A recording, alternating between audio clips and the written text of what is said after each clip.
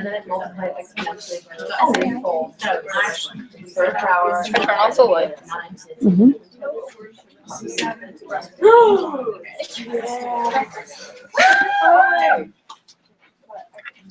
Have you ever really thought about how you see the world? Oh, this is just a little video I made, and it's just like my thoughts, and I want it to be kind of like stream of consciousness, so just like what's going on in my head and how I relate that to like things I see. So I hope you guys, my name's Katrina. I hope you guys enjoy it.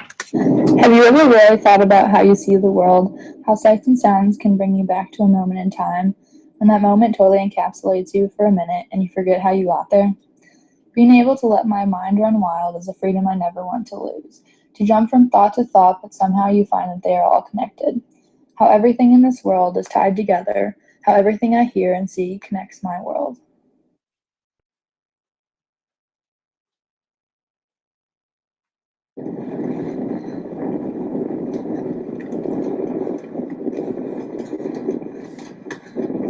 Hey Bleep, it's you but 7 months earlier. Today is September 16th, 2015.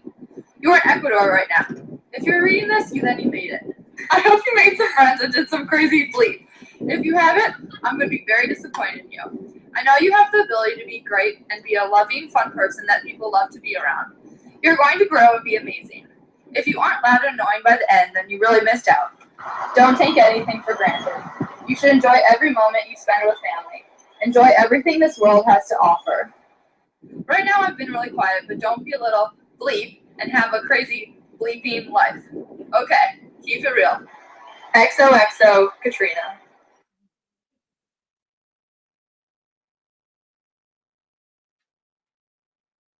When I wrote this letter, I thought that the stories I wanted to tell were the ones of me climbing Machu Picchu and going shark cage diving in South Africa.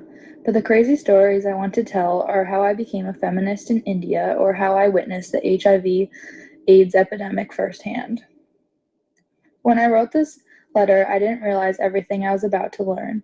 I was so caught up with the lack of cold hard facts that within this struggle I was learning more than I could ever get out of a textbook. When I wrote this letter, I thought that I needed to only be funny to be loved and accepted, but the real person I needed to be was not just the person who was there to make you laugh, but the support I offer in times of struggle and sadness.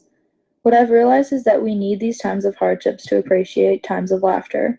So when I look at this letter that I wrote 6 months ago, telling myself to have a crazy effing life, I see more than that. I see the reflection I have been able to have regarding my identity and what I want to get out of life. Why has it taken me 19 years to stand up for who I am as a person?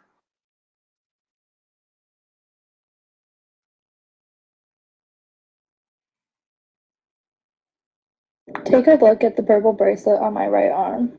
Mamta Gupta, my Indian host mom, gave me this bracelet on the last night I was with her. You may look at it and just see a bracelet, but when I look at it, I am reminded of so much more. I think of Mamta, a woman who let me into her family with love and kindness.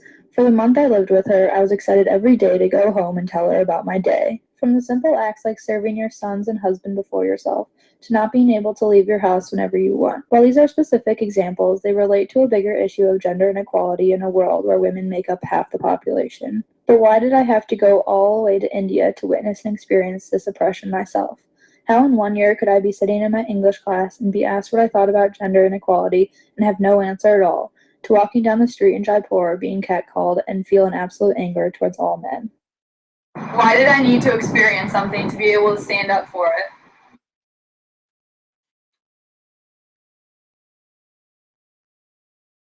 Rice has been a part of my diet my whole life. At school in Korea, I would have to eat all the rice on my plate to get seconds of spaghetti. I have drowned my rice in gravy and most recently mayonnaise. I have gone from eating mounds of rice to harvesting that rice myself in Thailand.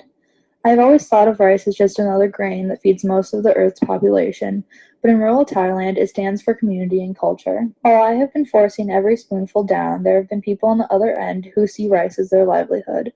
A grain that has the power to push your children away to the city, a grain that wakes you up at 5 in the morning, and a grain that has made an entire country obsessed with the idea of white skin, because you would never want to be a farmer. My time as a rice farmer, I witnessed the happiness and hardships that went into farming. A day chopping down stalks of rice can unite a group of people, or it can just be something to fill up my stomach. How can one small grain mean so much for so many? We are told as children not to talk to strangers, but in the past 6 months, I have probably talked to more strangers than I should have. But why shouldn't we talk to strangers? We're all humans who have unique ideas and experiences that should be shared. I see a stranger and I see a chance to learn something new, or at least find out why the man from Wisconsin is wearing Crocs hiking Machu Picchu in the snow. Every person I don't talk to is a missed opportunity at learning something new about a person I could have just let walk by. So, driving from downtown Plet to Cranslock in a taxi, I experienced my favorite conversation I've ever had with a stranger.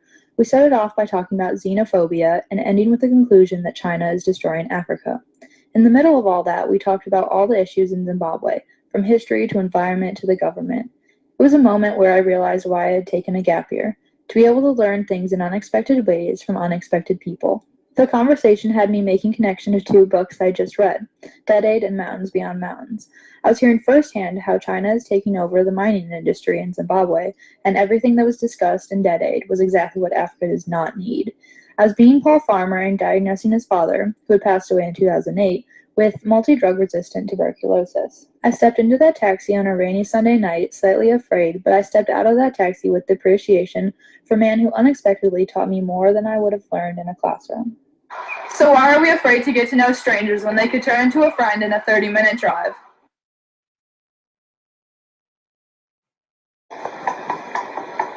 You used to call me on my cell phone. Late night when you need my love. Call me on my cell phone. Late night when you need my love. And I know when that hotline bling. I will forever think of this song in two different contexts. The first context is the one where a song is just a song. It was a song that Aaron and I made a music video to with our Indian host brother and host grandmother. It was a song that became our theme song for the whole trip. It became a song we sang to in long car rides, and it is probably just another song that you heard countless times on the radio. On the other hand, it is a song that Aaron and I taught to our students in India. At a time when I thought it was hilarious that we taught 35 first graders to say, "You used to call me on my cell phone." The fact that they would repeat whatever we said is exactly what is not funny about that situation, where we were subconsciously making fun of a system of oppressed education for our own enjoyment by teaching them that song, a system where repetition is the right answer and imagination does not exist. It shows the power we held over them as teachers and the agency they were missing as students. The fact that I had no qualifications as a teacher, but I was put in that classroom to teach them, and I resorted to teaching them a popular song in American pop culture. While many times we see help as a positive, it can often border on negative, but that line is hard to define. Recognizing that good intentions can have bad outcomes is half the battle, but becoming aware is an important step in moving forward. Why was I looked at as a person of importance in a situation where I was equally just as lost as my students?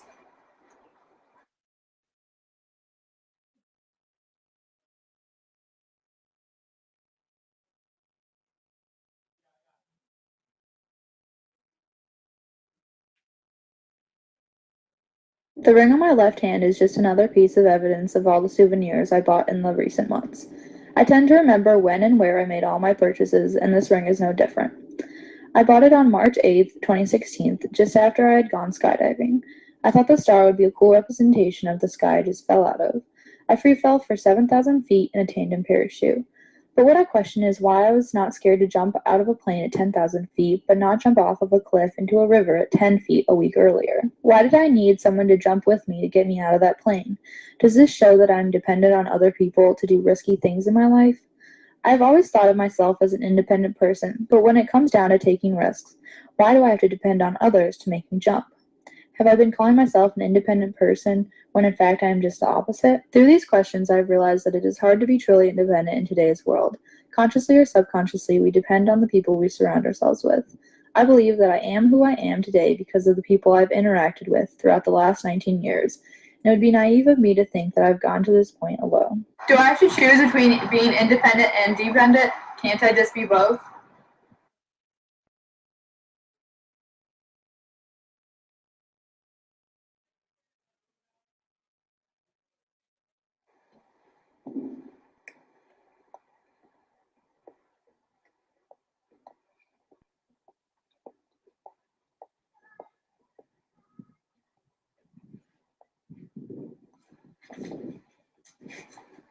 I like how I can look at a simple object and drift off into thinking about an issue that is bigger than me. I like how my opinions on things are fluid, but what I like most is how my thoughts are all mine.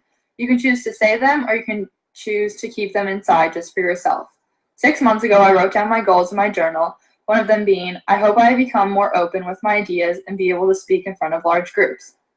I was aware of what I wanted to accomplish, but I didn't have the courage to pursue it. I was slowly gaining back my freedom of thought from years of oppressive schooling.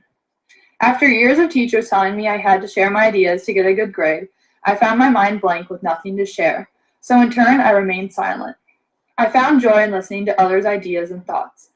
I wanted to complete my goal, but I had a hard time breaking out of a cycle of silence I easily fell into year after year. Through experiencing the world and listening to thoughts of others, I have finally come to my own conclusions. I have listened, I have reflected, and I have found my voice, which I am ready to share.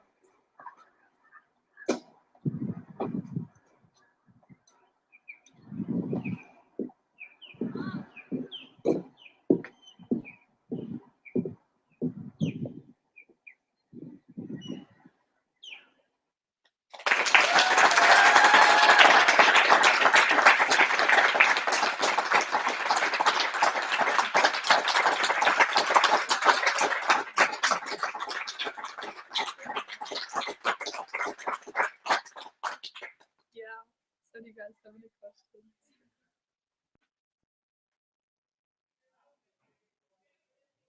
Did you all write letters to yourself?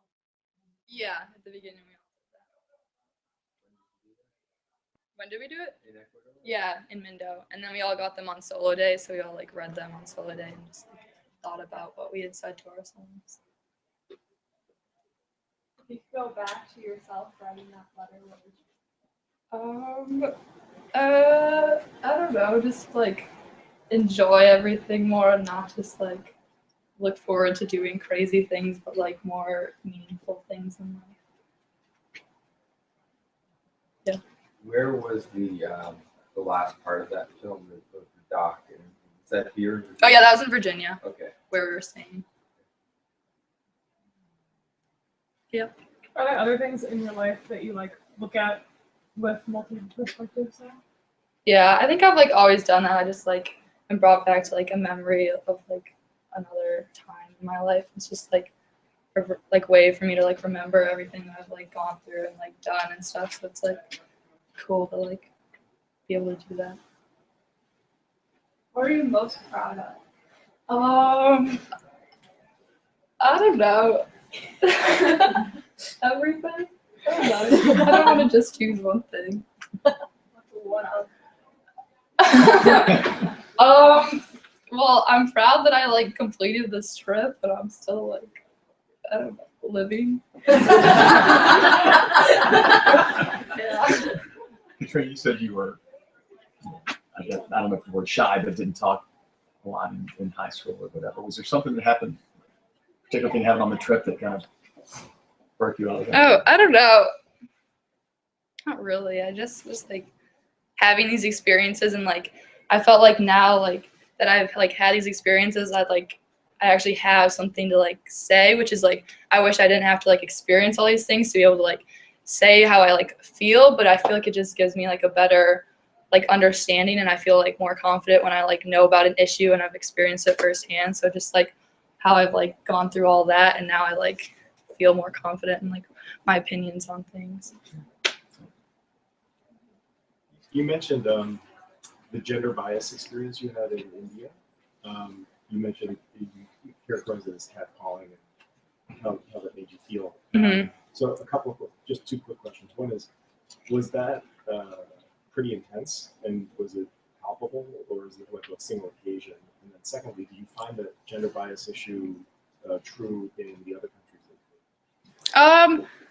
Well, I think like in the beginning when we first got to India, like a lot of us experienced like the catcalling and stuff, and just like men staring at you on the street, because like most of the men on the street they're just like out there hanging out, and so like you'd walk down the street and they're just like staring at you. And I don't know if that's because I was a woman or if it's because I was white, but like either way they were like staring at me and stuff. And like I think in the beginning it was just like a shock, but it was like something you get used to. But it's like sad that you get used to like men like calling at you and just like I don't know, just like treating you that way. So it's like I kind of just like became like blind to it at the end, but it's like it was still happening. So that's just like, I don't know, weird to experience that. And then I think it did happen in like other countries. Like I remember in Ecuador when Mara and I would have to like cross the street to go down to the river to like bathe. There were like men coming by in trucks like cackling us there, and it was like, oh, it was just like something normal that was happening to us going to bathe in the river. But yeah, it happens. Yeah. Out of all the songs in the world, why did you choose that song? Oh, I don't know. Just we sang it a lot in our group. And I don't know. It was just a popular song that we all love to like dance to and stuff. I don't know why we all love that. It wasn't reflective of the fact that you've given up your cell phone. I don't know. I didn't think about it that way, but it's just a fun song, I guess, to sing to. Was everything that you bought on the trip, like every souvenir, representative of something?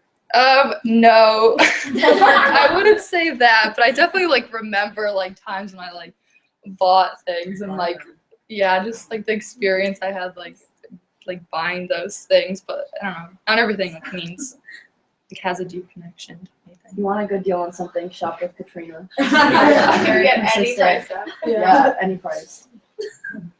Yeah.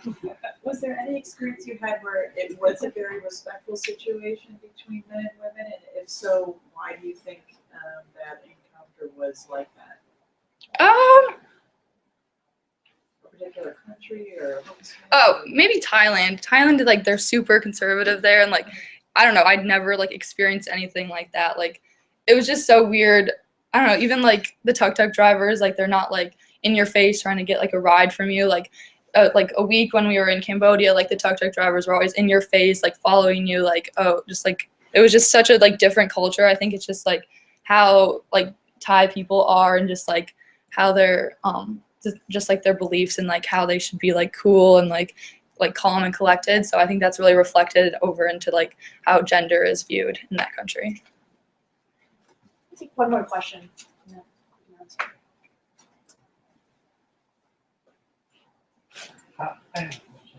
Did you talk to other women from those countries to see how they felt about how you were treated? I can't think of any like specific examples, but like I just know like in India it's like I don't know, girls are just like seen as not as like equal, and just like how our host mom would talk about like finding like a girl for our like host brother to marry. It's just like they're kind of just looked at as like I don't know, they're just looked at differently. So just like base of like my host mom and my like host grandmother and like the family members, I can just like see how they were affected by it, but I don't like remember any specific examples. So you talked about that half-hour ride in South Africa. Do you find that where discrimination was pervasive in society, that in those societies they're more open about discussing it and actually acknowledging the discrimination that was existing? And also gender discrimination and racial discrimination, sexual discrimination, etc. Or, it's not like you had a good experience with that guy. Was there something there that was a common link between you that allowed you to get there? Yeah, I think it's just like what like South Africa's like history of like apartheid and everything. It's just like brings people to be like more open to talking about it. And like this man was from Zimbabwe. He had immigrated there to like Plet, and he just was very open about like talking about xenophobia and like how he was seen as a black man from like outside the country. And he was just like, I don't know, it was just so cool like how he just like started talking about it. And I was like, oh, I was like a little thrown off at first because he just like, it's like weird because like almost everyone knows the word xenophobia there. So it's like, he just started like talking about it right off the bat. And I was like a little taken back, but it was like cool to like how open he was about like sharing about his experience and like his thoughts on other, like the differences between black and colored, like within the community and like from an immigrated like person, like their standpoint and stuff. So it was cool to see like how much more open he was, and like it's just like people are so much more aware of the differences, and it's like it's good that they're able to have those discussions, and like that's like one step further to like. So he wasn't just having a discussion with you because you're an outsider looking in. Were they actually having discussions within the communities about that and how to coalesce around it or to be able to move forward beyond that? Yeah, I think like a lot of people there are they're just like so aware of it that it's normal to talk about it. So like that's why he was comfortable like with sharing with me his thoughts on everything. So we're gonna break for lunch. We'll resume the presentations here at 1:30. I encourage you though to continue the conversations that have begun here, and keep bringing more questions to our other presenters. Nice to see actually for the presenters that are going to be presenting in this room. Hannah, Kirsten, and Anna. Or Lunch is not also- early. Yes. Yep.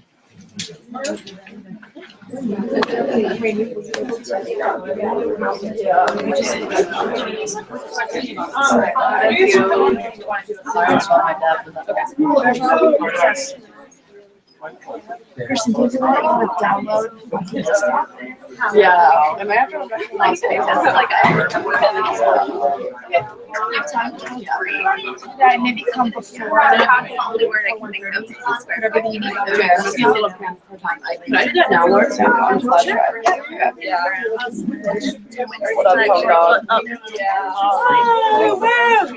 Need a little break from The room. And you're after lunch too, right? Yeah, Okay, yeah. but we'll be back. Okay. Hold on. So you're gonna be find out what Mara wants to do.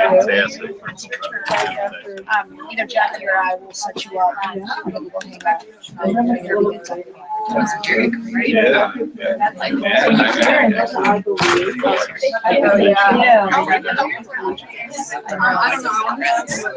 Laura, do I just save it to here? I found an app on my phone, so I scanned it like that. That's awesome. Yeah, I'm gonna say that.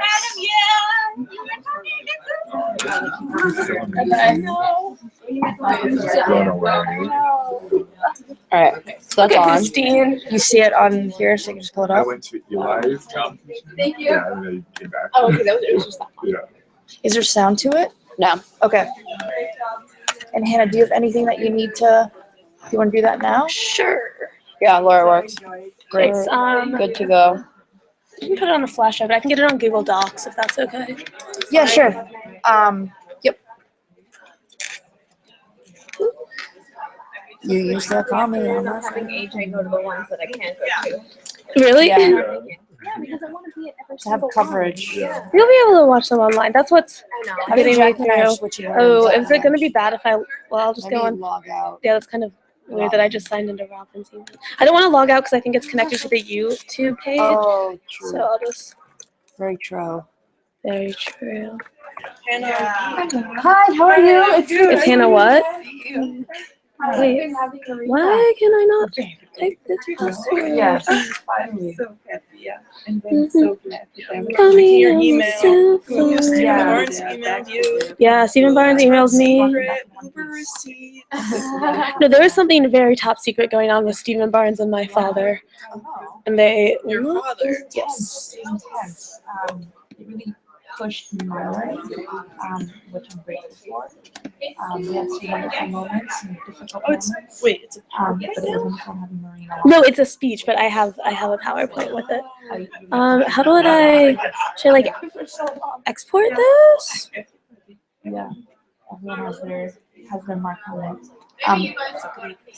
Yeah. Actually, so my brother Tom came in to see everything. Oh, I had no We idea. found each other. Okay. Hi, I'm Hannah. Sorry, Oh, I'm nice sorry. to meet you. Hannah. Nice to meet you. I'm Laura.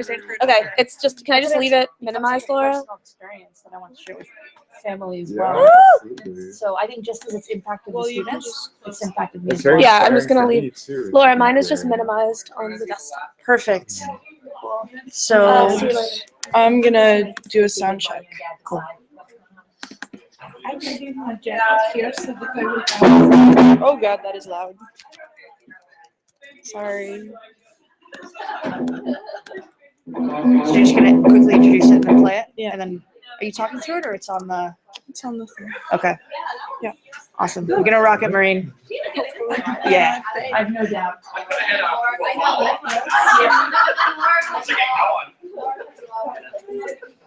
You know, and I was gonna like give him the old leg squeeze, and I said, no, do what he wants to do. It's not his boss.